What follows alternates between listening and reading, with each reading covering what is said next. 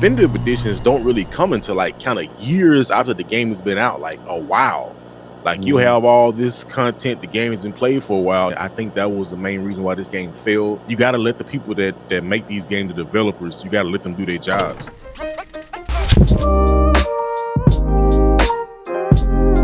Our first story is one, they got Mr. Gameless smiling from ear to ear in pre-production. You see, trying to turn to the side and hide it. But MK1, Mortal Kombat 1, has come out and said that it is releasing its definitive edition. So basically, everything that ever came out of MK1 so far is being packaged with an and more on the end of it. That you can get some more content like costumes and stuff like that. But with this name, it's just being speculated that this is probably the end of the road for MK1. Now, Ed Boon for a long time have been speaking that, look, we got MK1 content coming for a long time. People have been passing that around on social media this weekend, but we know when Warner Brothers give you that call and you pick up the phone and they say, all them plans you had, cancel it.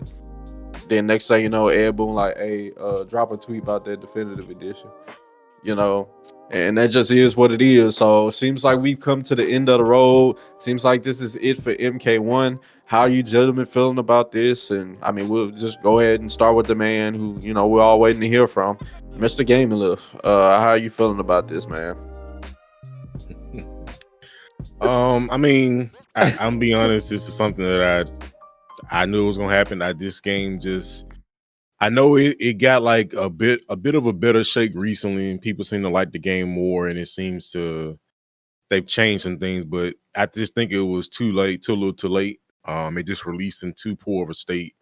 And I mean, we seen like this era, like recent years, just last year, so many games coming out, not even like the fighting game space, but coming out being terrible, and the studio dies. Like the game is dead in like 2 weeks. Like this is some crazy stuff we're seeing. So it's like when you come out with a game, it's probably in your best interest to try to make it as complete and content rich as possible when it comes out, because people are spending their hard-earned money for it. And now we got the conversation, the game's becoming even more expensive. So it's like, I don't know. Like I said, I know there was a lot of defenders about this game. We made some videos about it. We had a few videos that kind of went viral-esque for it. That I was talking about, like the issues with the game, and people are like, no, it's not this. I'm like, if you want to be blind to it all you want to, it's still there. It doesn't mean that it's not there. You can close your eyes, but it's still there.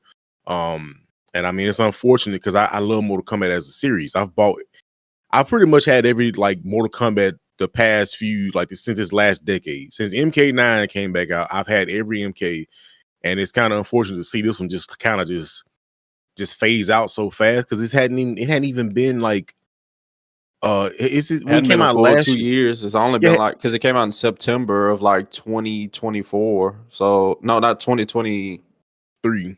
2023. Yeah. So it's only been like a year and 4 months. Yeah. Like a year and 6 months. Yeah. So it hadn't even been like a full 2 years yet, and it's just like, I don't know. I just feel like there was some things that should have been done beforehand. We've talked about like how things were handled, like with Warner Brothers handling it, doing a lot of microtransaction stuff and these pay fatalities. It's like stuff like that is not what's going to make your game successful. But here we are. So I don't know at this point what's next for them. Is Injustice 3 next? I would assume. We'll assume Injustice 3 is next, or maybe they just work on another MK and try to redeem this one. But yeah, definitive editions, and that's the thing about it. When I saw this, I'm like, definitive editions don't really come until like kind of years after the game has been out, like a while. Like you have all this content, the game has been played for a while, and then like like even The Witcher 3 had like a definitive edition, but it was like a while after the game had been out. It's not like not even 2 years after. And you're talking about a definitive edition, and you just released Aftermath. That was last year, wasn't it? If I'm not mistaken. So, I mean, I'm really just kind of in a mindset of like, hey, I hope that this can just be a learning lesson. Hopefully they can get things together, and hopefully they can kind of get the upper people at Warner Brothers out of the way, because I still, like I said before, I've said this and I'll say it again, I think that was the main reason why this game failed in a lot of regards. Like, you got to let the people that make these games, the developers, you got to let them do their jobs. I get it, you want to make money, but you can't like when you remove stuff like the crypt for a slot machine, that's not going to make your game sell more, in my opinion. And that's just me. I want content. I want the crypt. I don't want a slot machine. All the paid voices, all this extra stuff. You gotta focus on the game first. But yeah, here we are, definitive edition for MK. You know, I didn't even buy Aftermath, so I'm just kind of, me personally, I'm just kind of done with the game. So, and unfortunately, the game is done. So, here we are. So on you, E. Well, like the thing is like, I mean, I'm kind of of the same mind as Mr. Game and Lift. Uh, it is quite a tragedy though that it happened. I mean, to MK, but it's kind of at a point you could kind of see the writing on the wall. I mean, despite what Ed Boon was saying, it's kind of like, yeah, I don't know, man. Not the franchise, but this game in specific seems kind of dead in the water at this point. And what was it? What's the DLC Havoc Reigns or whatever.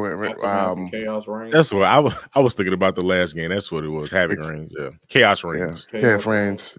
Yeah, I mean, it was okay, but I don't think it was. I mean, this kind of goes with like the way that they've kind of mishandled most of the game. It's like, yeah, it was cool.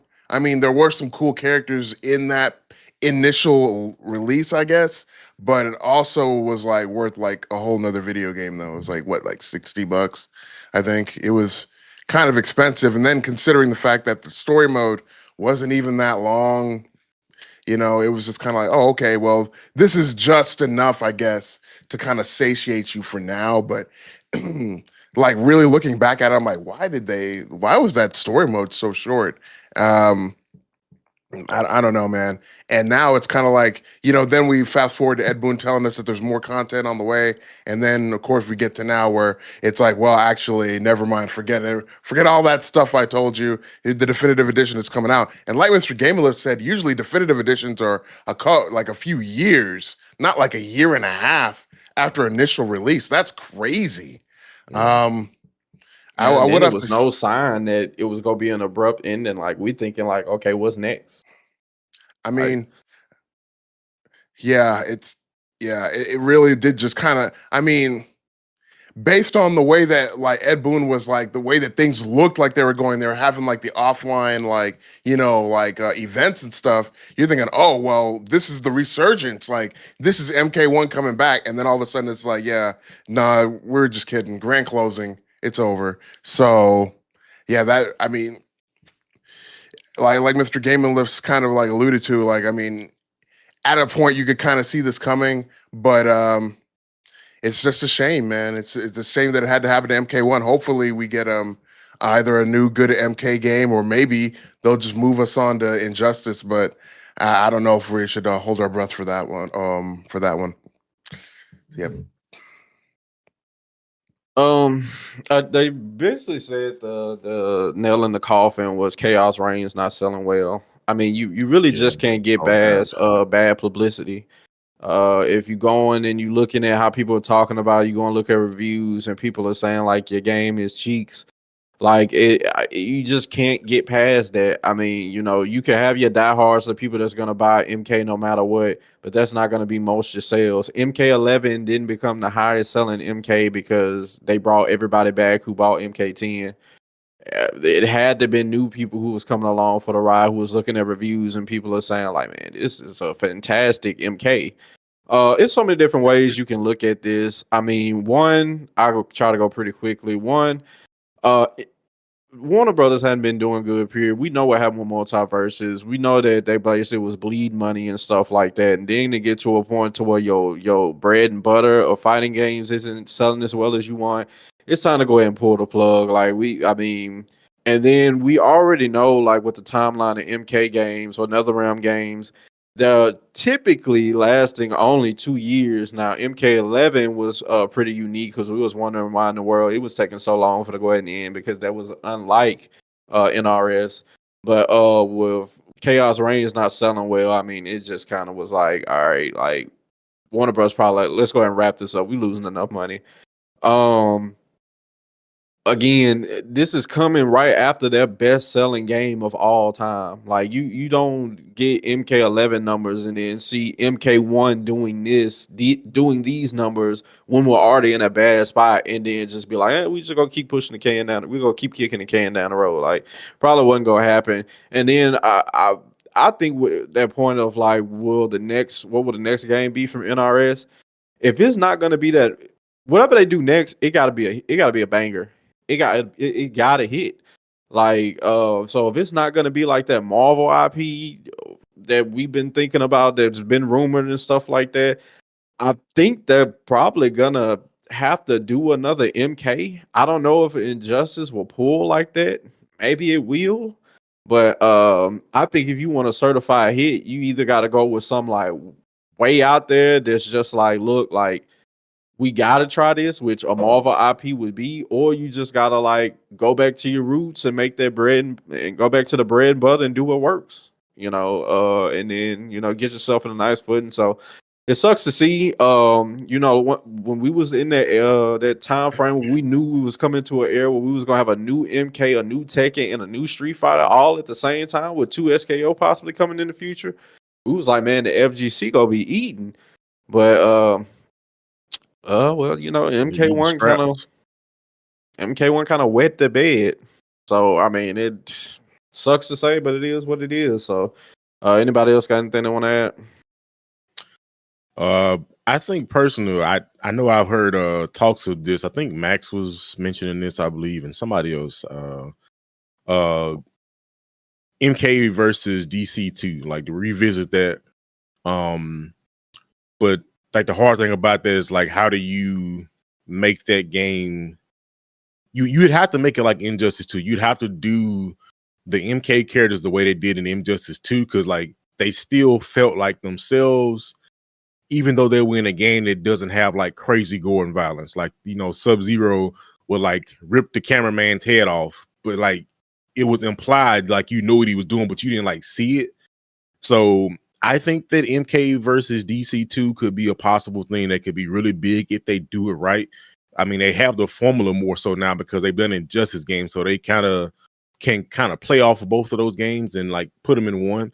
But it's still like, how do you make fatalities not look goofy? Because we know the debacle the MKDC versus DC was. It was just not the greatest game. It was very goofy. Fatalities were terrible. Like, just man, when you look back at that game, it's like, whoa, this was a game. This was a piece of hardware I put in my console and press the power button on.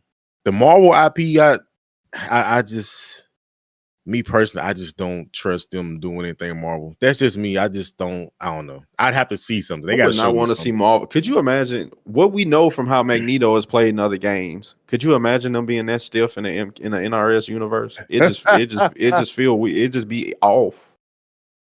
You could do it. I feel like you had to do MKX style. That's like the most recent game. I feel like if you did Marvel style stuff or Marvel IP, which I guess it doesn't have to. Like when we think of Marvel, we think of like the versus game, the wild, crazy, fast paced combat.